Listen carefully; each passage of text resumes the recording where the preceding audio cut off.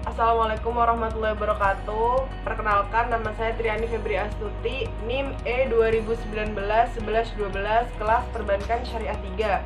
Di sini saya akan menanggapi video dari Pak Wadud mengenai ekonomi terbuka 4 sektor dalam perspektif Islam.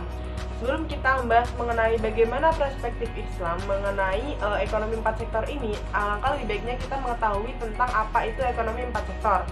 Ekonomi 4 sektor merupakan ekonomi yang di dalamnya terdapat cakupan luas, yaitu ada pasar luar negeri.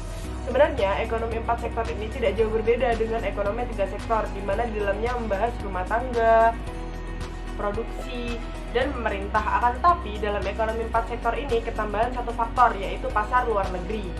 Nah, untuk siklusnya sendiri sama persis seperti ekonomi 3 sektor. Akan tetapi, pasar luar negeri ini merubah sedikit jalannya alur dari siklus perekonomian ini. Jadi pasar luar negeri ini sangat mempengaruhi tentang pemasukan produksi dan juga pemasukan rumah tangga. Pembahasan yang selanjutnya yakni mengenai faktor-faktor yang mempengaruhi ekspor. Ekspor adalah barang yang ada dalam negeri kemudian dikirim ke luar negeri. Nah, ada beberapa faktor, diantaranya itu yang pertama, mutu barang. Mutu barang yang dihasilkan oleh negara kita sangat mempengaruhi ekspor dari negara kita ke dalam luar negeri, baik itu negara di cakupan Asia maupun sampai Eropa. Setelah itu, yang kedua yaitu cita rasa dari masyarakat luar negeri terhadap produk yang kita hasilkan. Jadi, cita rasa juga sangat mempengaruhi. Saat seorang begitu tertarik mengenai produk yang dihasilkan oleh negara kita, maka seorang akan terus membeli. Jadi hal tersebut juga sangat mempengaruhi. Yang ketiga yaitu teknologi dan ekonomi. Teknologi dalam negeri, luar negeri juga sangat berbeda. Jadi hal tersebut juga sangat mempengaruhi, apalagi ekonomi. Dalam negeri, ekonomi cenderung stabil dan tidak stabil. Di luar negeri juga seperti itu. Maka hal tersebut juga merupakan faktor yang sangat penting dari faktor-faktor yang mempengaruhi ekspor di Indonesia ini. Yang terakhir yaitu apabila suatu barang di luar negeri tidak bisa diproduksi oleh mereka padahal mereka sangat membutuhkan hal tersebut.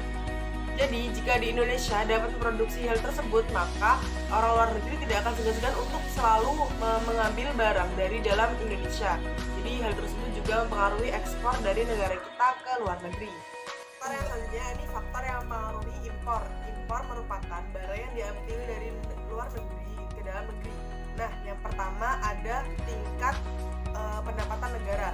Tingkat pendapatan negara juga sangat mempengaruhi tentang impor ini. Jadi pendapatan suatu negara yang besar juga mempengaruhi impor yang besar dari negara lain.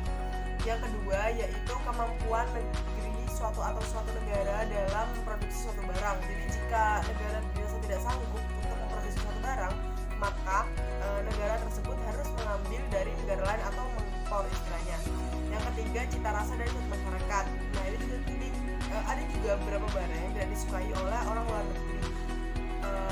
Ada juga barang-barang yang tidak disukai oleh orang luar negeri. Jadi hal tersebut juga sangat mempengaruhi.